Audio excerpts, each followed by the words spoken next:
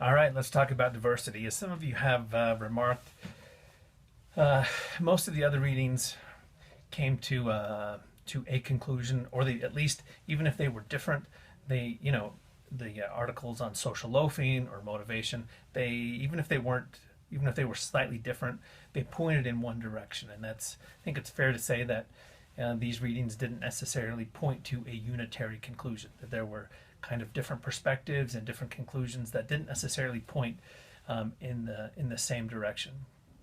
Um, I'm going to talk first about the article on labor market discrimination, and the main conclusion seems pretty obvious that racial discrimination remains a problem. I think the study is well designed. It's a clean study, and it doesn't lend itself to a lot of other conclusions, other than that people use race as a means of evaluating job candidates in a way that's completely disconnected from their ability to do the job.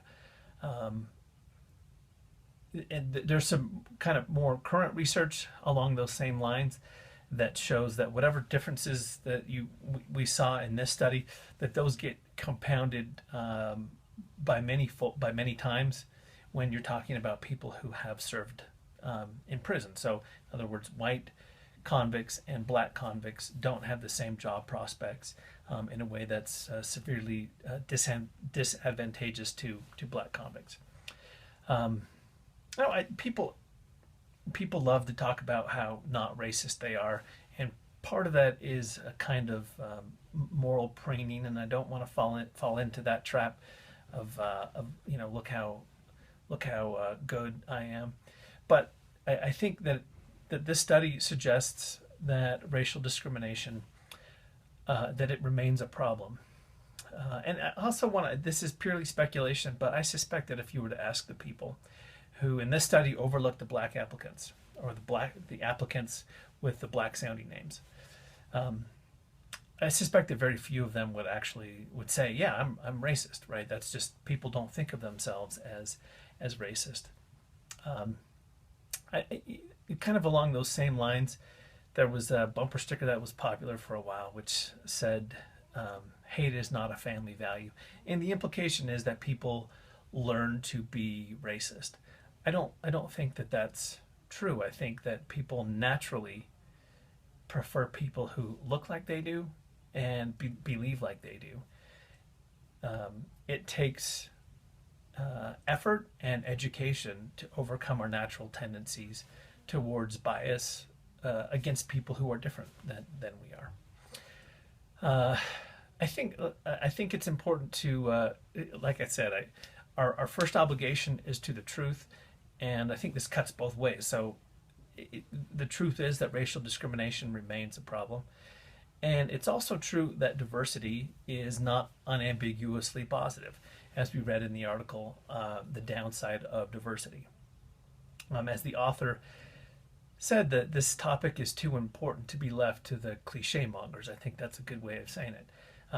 I think it would be a mistake to conclude that there's that diversity is bad or problematic generally, just that it's more complicated than the cliche. Diversity is good, right? That there is a little bit more complexity there. And as the authors reported, when there's cultural conflict within an organization, that can lead to anxiety and to poor performance. Uh, and I think that even though these articles seem to have kind of different conclusions, right? One, racism is a problem; the other, diversity is a problem. That's oversimplifying things. But the way to bridge these two, I think, is that the problem arises when people use criteria other than one's ability to do the job to make um, choices about who to hire, to make personnel decisions, right? So in the case, if people are using race, um, that is problematic. That's unrelated to one's ability to do the job. And the same goes for diversity. For the sake of diversity, your first obligation to be hired is to hire people who are good at their jobs. Um, what else to say? I think the third article was about labor market discrimination against women, in particular in Asian companies, and I kind of like that the article took very much a free market perspective on this, and suggested that the companies that are not sexist in their hiring practices, that are eager to hire talented women, that they're at that they are at an advantage relative to their competition. Their more sexist competition is going to lose out in the competition for talent because of their sex discrimination bias. Which brings me to the readings for next week on sexual harassment. You can think about things in terms of prevention focus or promotion focus, and most of what we talk about is promotion focus. How do you get the most out of your employees? And we don't talk a whole lot about prevention focus.